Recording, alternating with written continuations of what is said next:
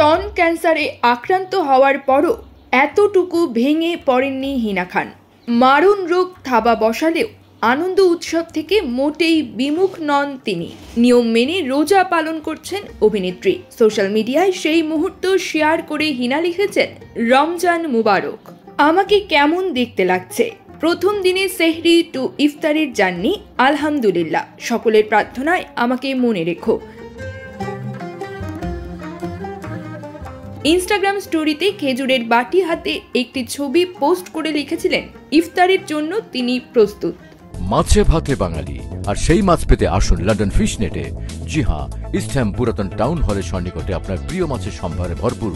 আসুন, দেখুন, বাজার করুন ছোট বড় সব ধরনের মাছ। বাহ, একই ছাদের নিচে প্রয়োজনীয় সবকিছু পাওয়া যায়। পরনে হালকা সবুজ রঙের সালোয়ার কামিজে হিনায় মুগ্ধ ভক্তরা। নিজের হাতে ফুল দিয়ে ঘর সাজাচ্ছেন অভিনেত্রী। টেবিলে সাজানো বাহারি খাবারের পসরা। মায়ের সঙ্গে অভিনেত্রী হিনা খানের ইফতার পালনের মুহূর্ত দেখে হিনাকে ভালোবাসায় ভরিয়ে দিয়েছেন তার অনুরাগীরা।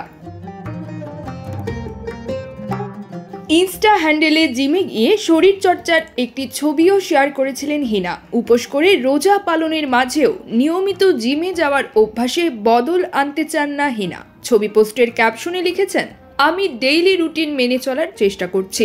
ধীরে ধীরে সহজভাবে জীবনের মূল স্রোতে ফিরতে চাইছি। কঠিন অস্ত্রোপচারের পর হাঁটার ক্ষমতা পর্যন্ত ছিল না হিনার।